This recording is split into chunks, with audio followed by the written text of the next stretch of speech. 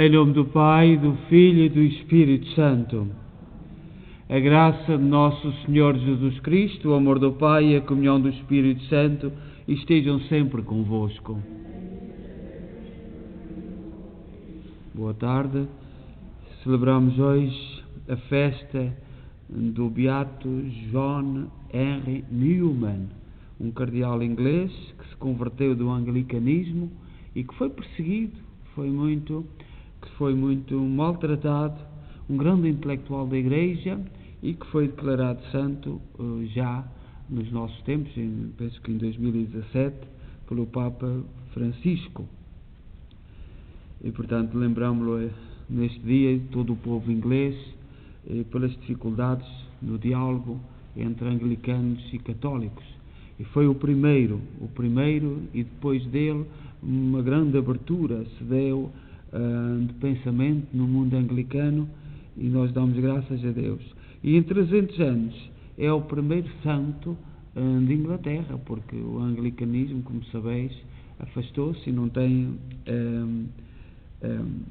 os santos, não veneram os santos. A santidade não faz sentido do anglicanismo. Enviamos uma saudação para todos os doentes neste dia do santo Newman, que se celebra no dia da sua conversão, da sua adesão à Igreja Católica, e para todos os doentes um abraço, e para os seus familiares. E celebramos a Eucaristia da Igreja de Nossa Senhora de Fátima, na cidade de Kingston, Ontário, Canadá. E se em algum sítio faz sentido celebrar o cardeal Newman, é neste mundo inglês onde nós estamos, para tomarmos consciência da força de alguns cristãos que sofrem só para dizer que são católicos, que são fiéis a Pedro, que são fiéis, que amam Nossa Senhora, que amam a Eucaristia. Só por isso são demasiadamente perseguidos. Tomemos consciência que somos pecadores e peçamos perdão. Confessemos os nossos pecados. Confesso a Deus Todo-Poderoso e a vós, irmãos, que eu pequei muitas vezes por pensamentos, palavras, atos e omissões, por minha culpa, minha grande culpa, e peço à Virgem Maria, aos anjos e santos, e a vós, irmãos, que rogueis por mim a Deus nosso Senhor. Deus Todo-Poderoso, tenha compaixão de nós, perdoa os nossos pecados e nos conduz à vida eterna. Celebramos também esta Eucaristia lembrando todos os doentes, sobretudo desta pandemia, as intenções que nos apresentam nesse sentido, e o nosso irmão Gilberto Cabral e família, e Aldora Falcão.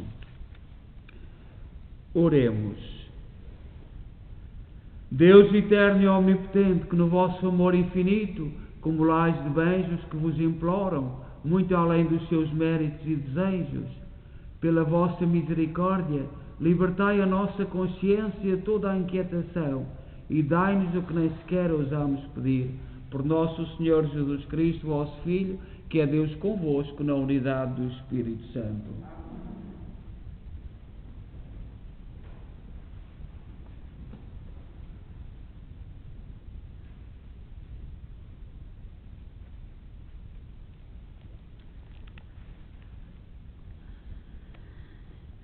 Leitura da Epístola do Apóstolo São Paulo aos Galatas. Irmãos, procurai compreender.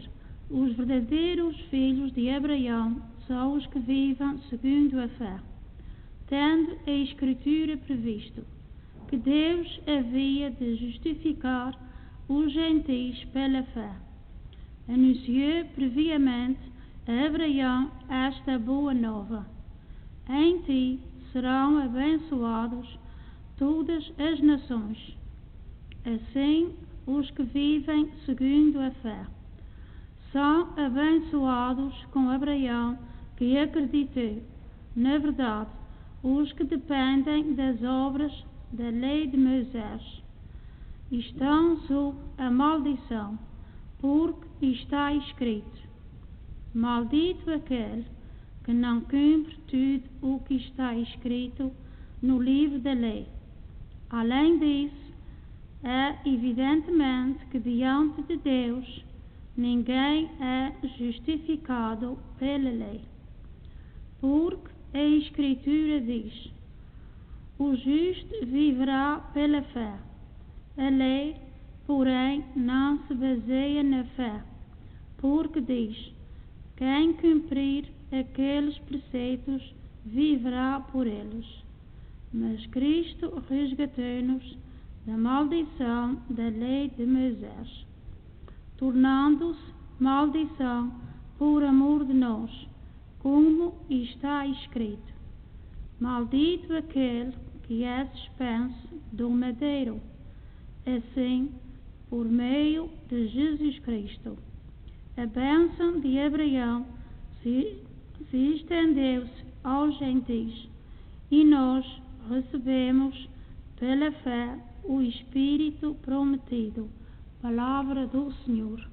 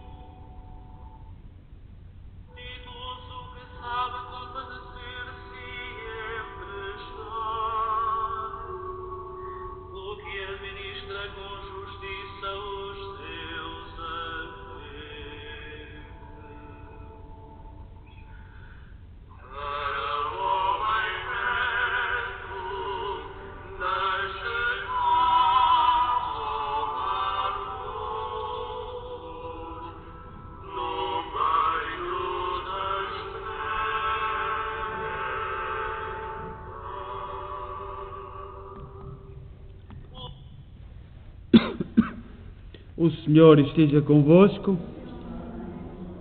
Evangelho de Nosso Senhor Jesus Cristo segundo São Lucas.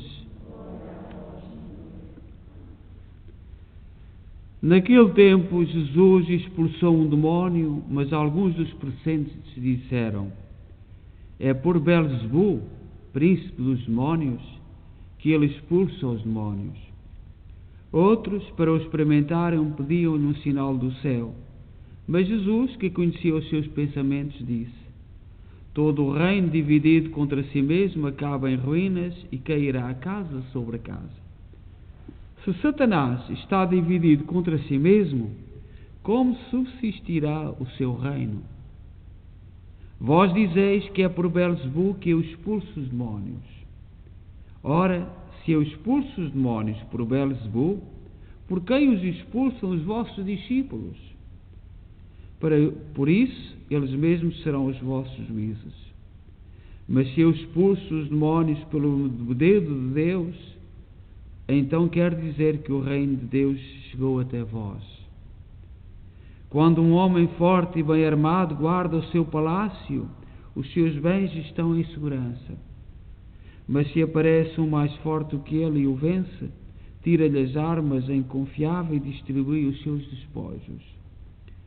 Quem não está comigo, está contra mim. E quem não junta comigo, dispersa. Quando o espírito impuro saiu do homem, anda a vaguear por lugares desertos à procura de repouso.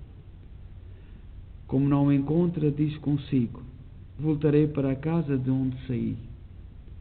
Quando lá chega, encontra-a varrida e arrumada. Então vai e toma consigo 7 espíritos piores do que ele, que entram e se instalam nele. E o último estado daquele homem torna-se pior do que o primeiro. Palavra da salvação.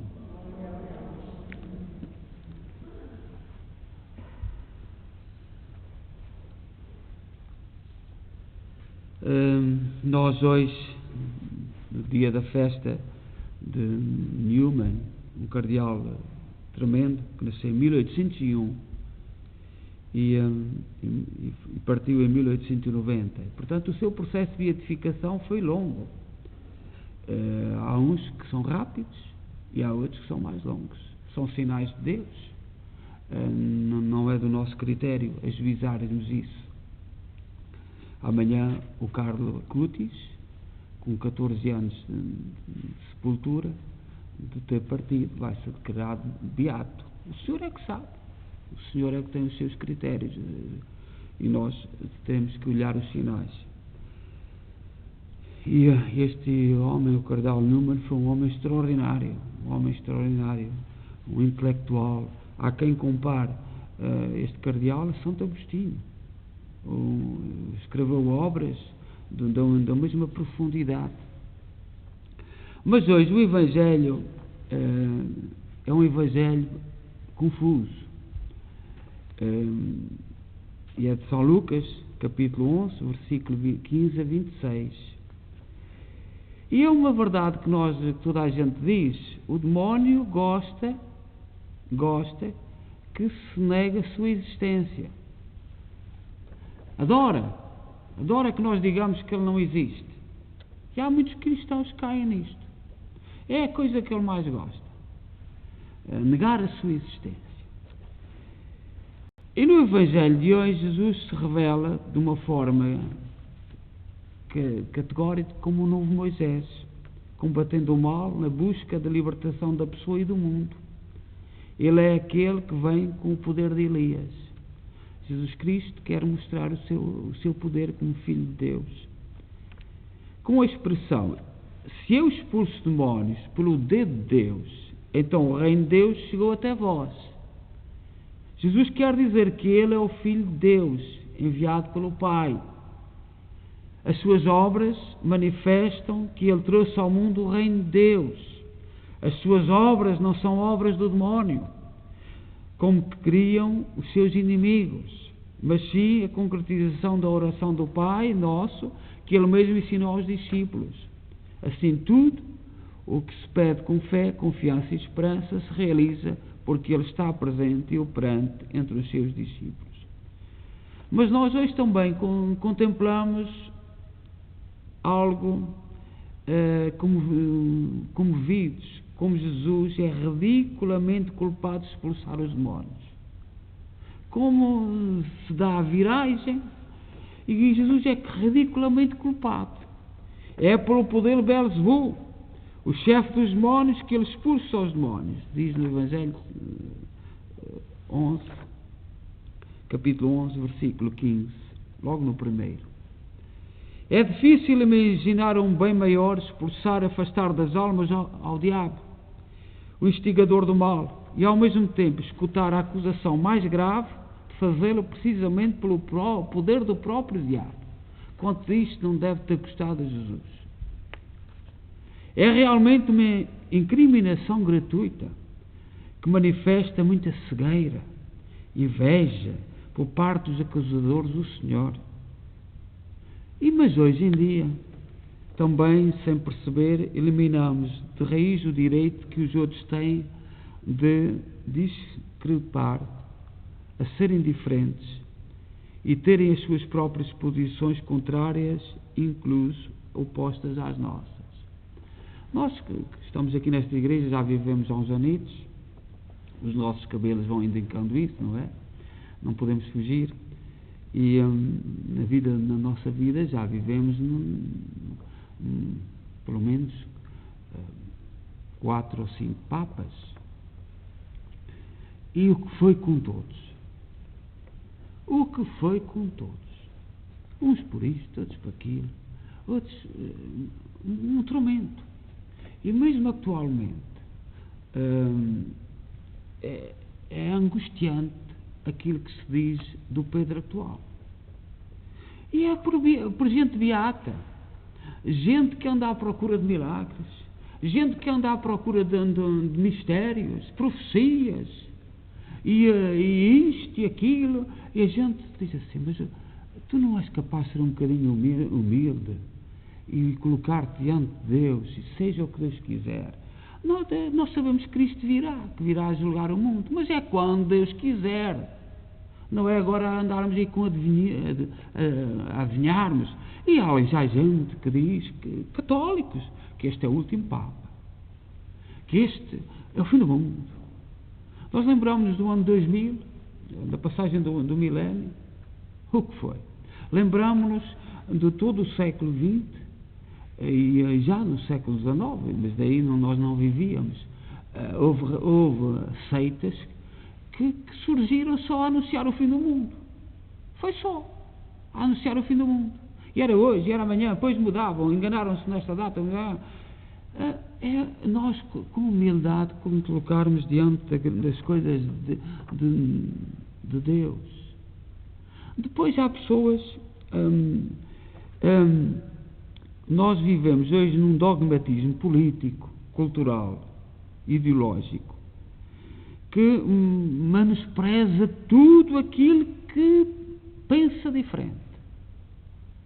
Tudo aquilo que é diferente, não se pode dizer nada contra as suas excelências.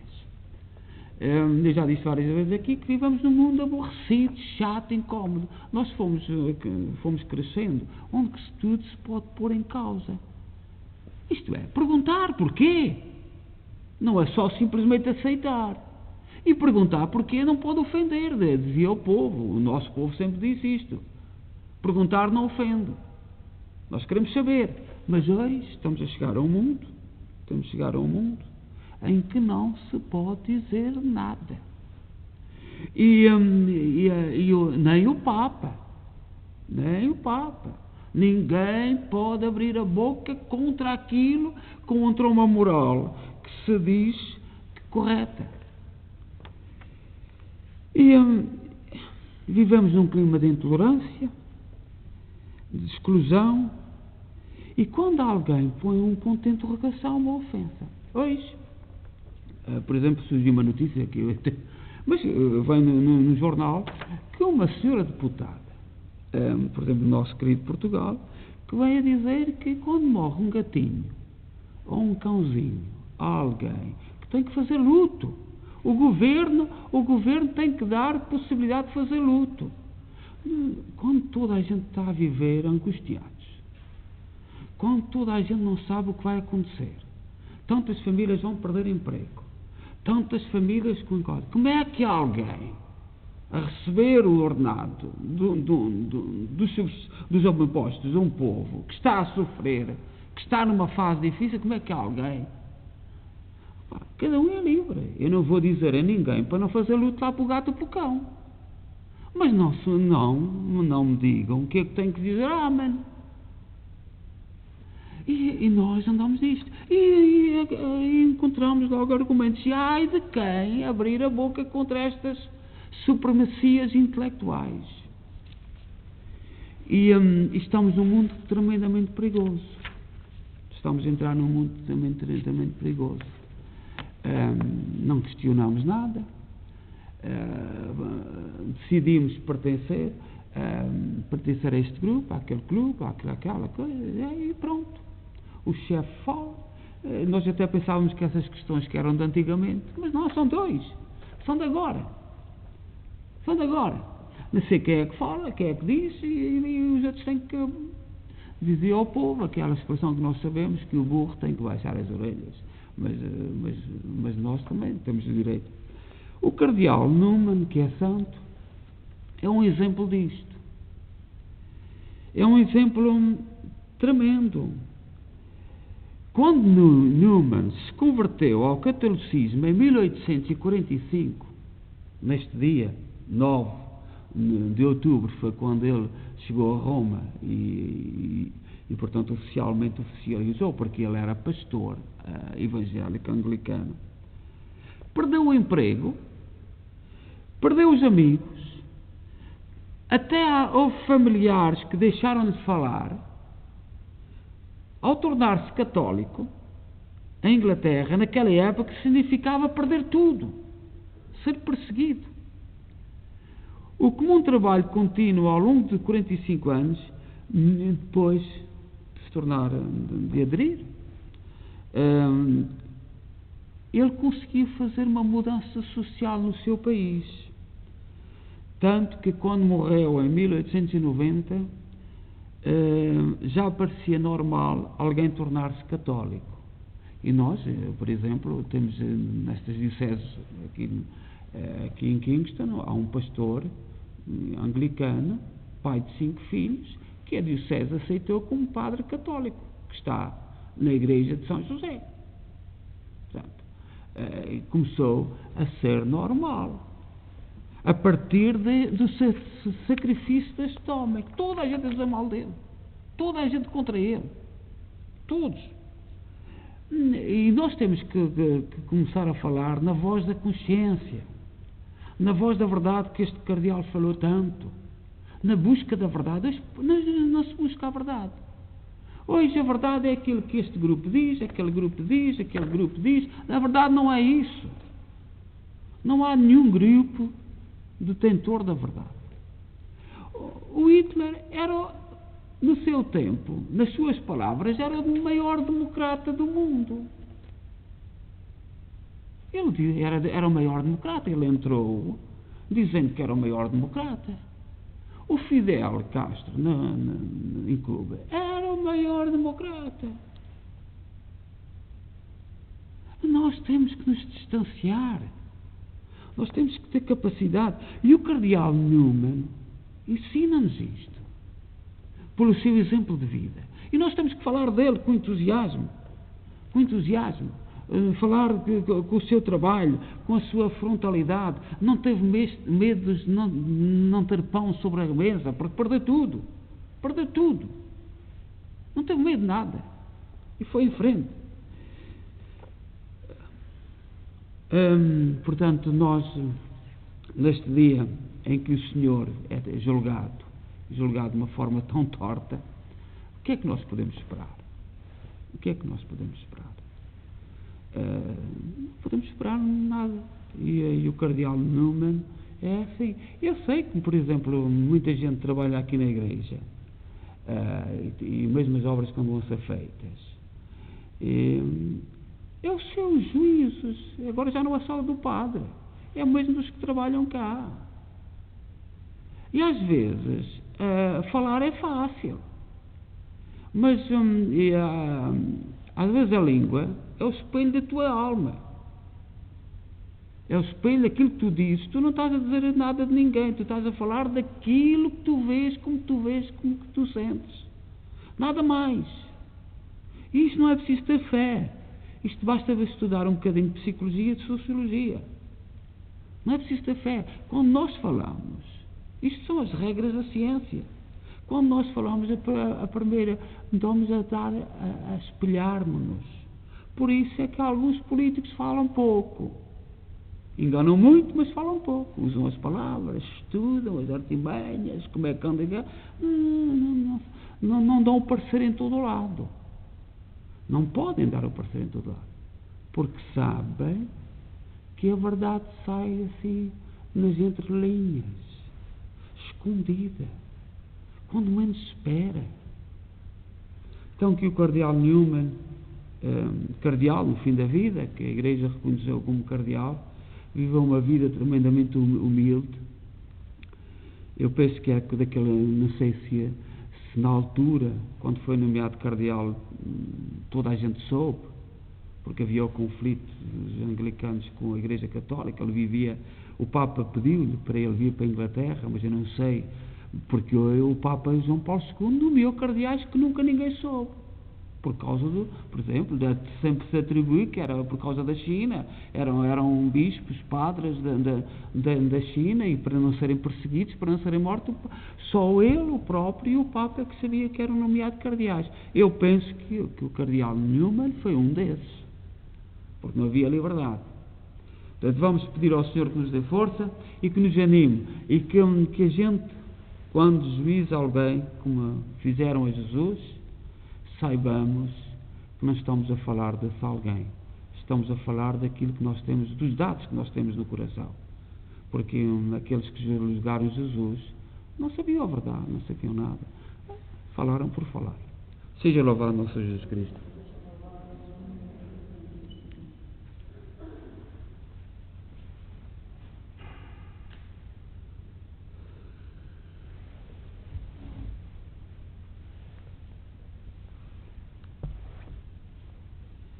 Irmãs e irmãos, Jesus é o Filho de Deus enviado pelo Pai. Ao expulsar o demónio, derrotou o inimigo, mas como o reino do mal está sempre a ressurgir, peçamos ao Salvador que nos dê força para vencer Satanás, dizendo: Jesus ressuscitado, ouvi-nos. Jesus ressuscitado, ouvi-nos.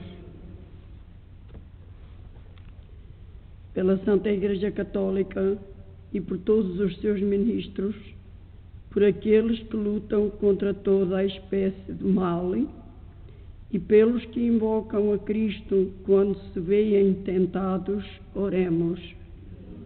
Jesus ressuscitado, ouvi-nos. Por todos os que combatem contra o poder do demónio, por aqueles que nesta luta se juntam a Jesus e o bendizem, e por todos os que acreditam que o mal nunca vencerá, oremos. Jesus ressuscitado, ouvi-nos.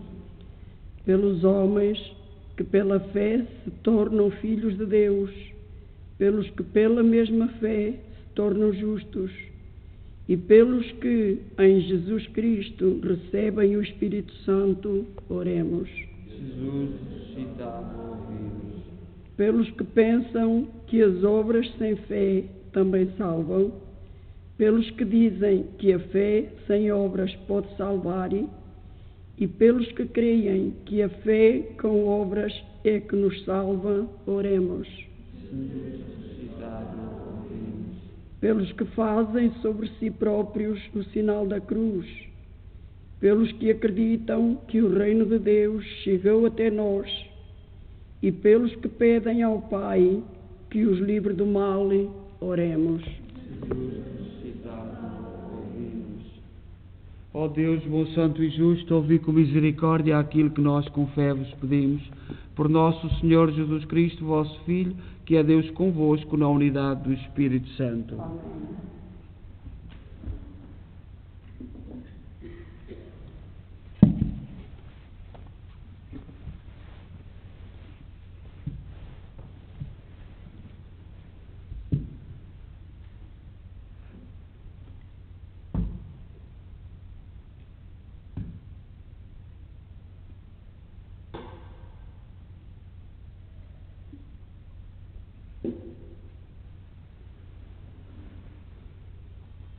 Bendito sejais, Senhor Deus do Universo, pelo pão e pelo vinho que recebemos da vossa bondade, fruto da terra do trabalho do homem e da videira que hoje vos apresentamos e que para nós se vão tornar pão da vida e vinho da salvação. Orai, irmãos, para que o meu vosso sacrifício seja aceito por Deus Pai Todo-Poderoso.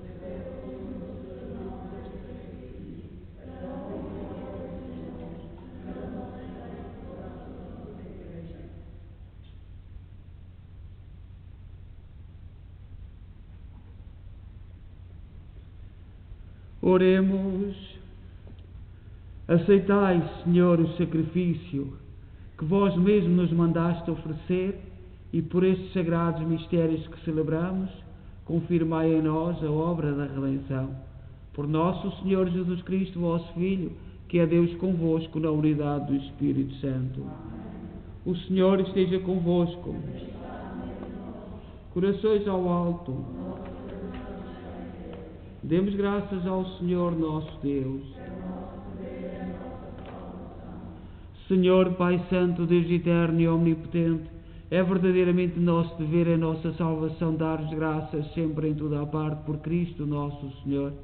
Pelo testemunho admirável dos santos, aumentais e fortaleceis sempre a vossa Igreja e nos dais provas evidentes do vosso amor. O exemplo dos santos nos estimula, a sua intercessão nos ajuda a celebrar os mistérios da salvação. Por isso, com os anjos e todos os santos, proclamamos a vossa glória, dizendo como numa só voz: Santo, Santo.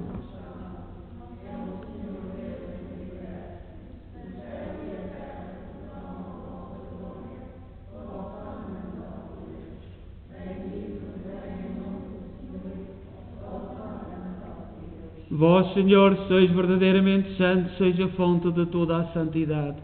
Santificai estes dons, derramando sobre eles o vosso Espírito, de modo que se convertam para nós no corpo e sangue de nosso Senhor Jesus Cristo. Na hora em que ele se entregava para voluntariamente sofrer a morte, tomou o pão e, dando graças, partiu e deu aos seus discípulos, dizendo: Tomai todos e comei. Isto é o meu corpo, que será entregue por vós.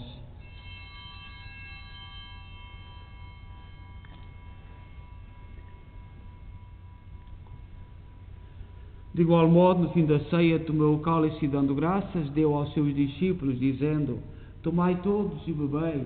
Este é o cálice do meu sangue, o sangue da nova e eterna aliança, que será derramado por vós e por todos para a remissão dos pecados. Fazei isto em memória de mim.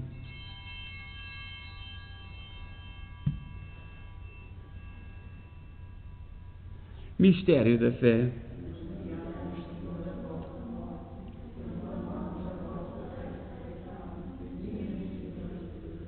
Celebrando agora, Senhor, o memorial da morte e ressurreição de vosso Filho, nós oferecemos o pão da vida e o cálice da salvação e vos damos graças, porque nos admitiste à vossa presença para vos servir nestes santos mistérios. Humildemente vos suplicamos que, participando do corpo e sangue de Cristo, sejamos reunidos pelo Espírito Santo num só corpo. Lembrai-vos, Senhor, da vossa Igreja dispersa por toda a terra, tornai-a perfeita na caridade em comunhão com o Papa Francisco, o nosso arcebispo Mike Maol e todos aqueles que estão ao serviço do vosso povo.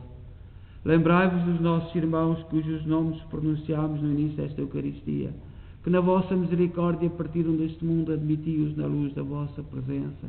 Tende misericórdia de nós, Senhor, dai-nos a graça de participar na vida eterna com a Virgem Maria, Mãe de Deus, os bem-aventurados apóstolos e todos os santos que desde o princípio do mundo viveram na vossa amizade, para cantarmos os vossos louvores por Jesus Cristo, vosso Filho. Por Cristo, com Cristo, em Cristo, a vós, Deus Pai Todo-Poderoso, na unidade do Espírito Santo, toda a honra e toda a glória, agora e para sempre. Confiantes ousamos dizer a oração que o Senhor nos ensinou. Pai nosso, que estais nos céus, santificado seja o vosso nome. Venha a nós o vosso reino. Seja feita a vossa vontade, assim na terra como no céu. O pão nosso cada dia nos dai hoje. Perdoai-nos as nossas ofensas, assim como nós perdoamos a quem nos tem ofendido, e não nos deixeis cair em tentação, mas livrai-nos do mal. Livrai-nos de todo o mal, Senhor, dai ao mundo a paz em nossos dias, para que, ajudados pela vossa misericórdia, sejamos sempre livres do pecado e de toda a perturbação, enquanto esperamos a vinda gloriosa de Jesus Cristo, nosso Salvador. Senhor Jesus Cristo, disseste aos vossos apóstolos: deixo-vos a paz, dou-vos a minha paz. Não olheis os nossos pecados, mas a fé da vossa Igreja, e dá-lhe a união e a paz, segundo a vossa vontade. Vós sois Deus com o Pai, na unidade do Espírito Santo. A paz do Senhor esteja sempre convosco.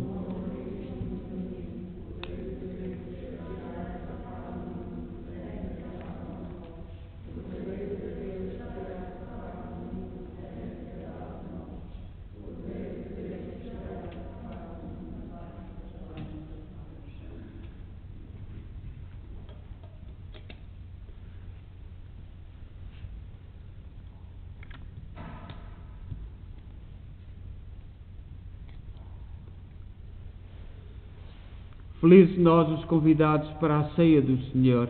Eis o Cordeiro de Deus que tira o pecado do mundo.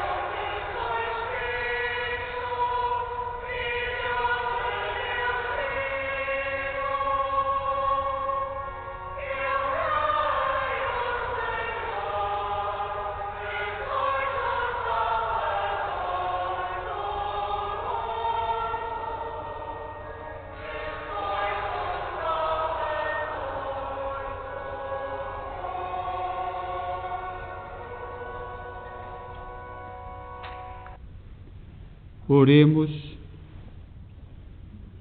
Deus Todo-Poderoso, que nestes sacramentos saciais a nossa fome e a nossa sede, fazei que, ao comungarmos o corpo e o sangue do vosso Filho, nos transformemos naquele que recebemos, Ele que é Deus convosco, na unidade do Espírito Santo.